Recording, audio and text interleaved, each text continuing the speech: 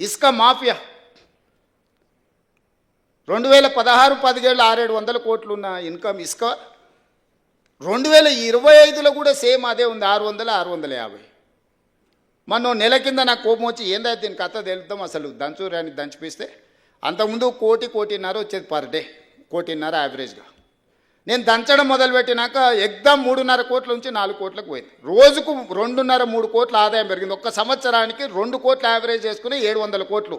10 ఏళ్ళల్లో 7,000 కోట్లు ఇసుకలో వీళ్ళు దోపిడీకి పాల్పడ్డారు. ఇసుక మాఫియా వీళ్ళు. మీరు పంచాయతీరాజ్ అండ్ మున్సిపల్ శాఖలో పనిచేస్తున్నారు, రేపటి నుంచి మీకు తెలుస్తుంది. ఎందుకు ఈ వివరాలు చెప్తున్నా అంటే, నేను చెప్పిన మా అధికారులు గ్రామ పంచాయతీ నుంచి DTCP, director town country planning ఎక్కడ పర్మిషన్ వచ్చినా ఆన్లైన్ యాప్లో అప్లోడ్ చేయండి. ఎంత స్టీల్ కావాలి, ఎంత సిమెంట్ కావాలి, ఎంత ఇసుక కావాలి, ఏడగొన్నాడు లెక్క దీపిరు.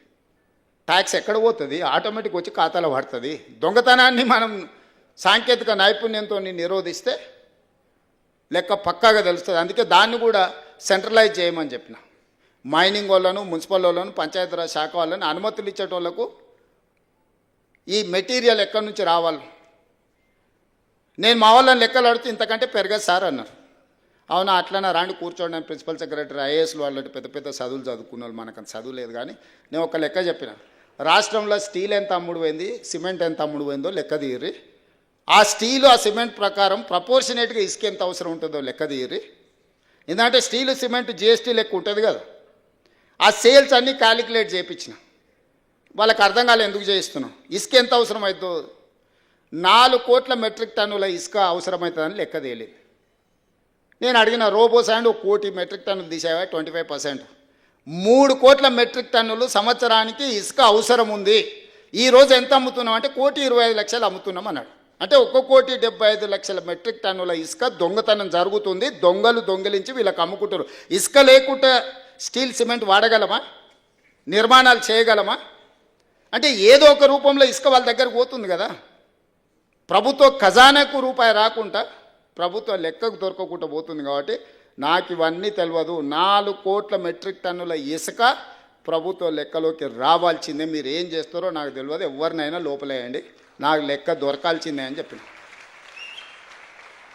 ఒక్క దెబ్బకు రోజుకి ఇప్పుడు 1,00,000 మెట్రిక్ టన్నులకు పెరిగింది. అంతకుముందు 30,000, 35,000 అమ్ముడు పోయేది. ఇప్పుడు రియల్ ఎస్టేట్ బిల్డర్స్ ఇక్కడ కూడా క్రెడాయి వాళ్ళందరూ వాళ్ళని పిలిచి అడగమని చెప్పిన. మీకు ఎంత కావాలో మాకు చెప్పు, మేమే డైరెక్ట్ మీకు డోర్ డెలివరీ ఇస్తామని. ఒకప్పుడు రైతు బజార్లు ఉండేటివి. నేను ఇప్పుడు హైదరాబాద్లో శాండ్ బజార్లు ఓపెన్ చేయించిన. 3 సెంటర్లు పెద్ద పెద్దది చేయించిన. గవర్నమెంటే తీసుకొచ్చి ఇసుక వస్తుంది. ఇక్కడ కావాల్సిన వాళ్ళు చక్కగా అడిగిపోయి కూరగాయలు రైతు బజార్లో పోయి కొనుక్కున్నట్టే కుటుంబాలు తక్కువ రేటుకు వస్తాయి కదా. ఇసుక అడిగిపోయి దొడ్డి ఇసుక 1,600, సన్న ఇసుక 1,800. అంతకుముందు 2,100 సన్న ఇసుక ఉండే, దొడ్డి ఇసుక 1,800 ఉండే. సన్న ఇసుక మీద 300, దొడ్డి ఇసుక మీద 200 డిస్కౌంట్ ఇచ్చి హైదరాబాద్ వరకు తీసుకొచ్చి, మీరు ఆన్లైన్లో లారీ బుక్ చేసుకుంటే మీ ఇంటికాడనే ఇస్తాం. మీరు డైరెక్ట్ పోతే అడిగిపోయి తీసుకొచ్చి ఇసుక ఏడ కొనుక్కోవాలి, ఎవరిని అడగాలి. ఏ దొంగోడు అర్ధరాత్రి పూట లారీ తెచ్చిపోస్తాడో, రాత్రి అంతా మెలుకొతో ఉండాలి, తిప్పలు పోయింది. మైనింగ్ డిపార్ట్మెంటే మీ ఇంటి దగ్గర డోర్ డెలివరీ ఇచ్చే, ఆయననేమో మందు డెలివరీ ఇచ్చే విధానం తెచ్చి, నేను ఇసుక డెలివరీ ఇచ్చే విధానం తీసుకొచ్చిన. దీనివల్ల వినియోగదారులకు వెసులుబాటు దొరుకుతుంది, ప్రభుత్వానికి ఆదాయం పెరుగుతుంది. నేను బిల్డర్స్ అందరికీ కూడా ఈ వేదిక మీద నుంచి విజ్ఞప్తి చేస్తున్నాను, మీకు ఏం కావాలనో ఇండెంట్ ఇవ్వండి. మీరు భయపడాల్సిన అవసరం లేదు. ఎవడు కోసమో మీకు వస్తుందా రాదా అని టెన్షన్ ఎందుకు.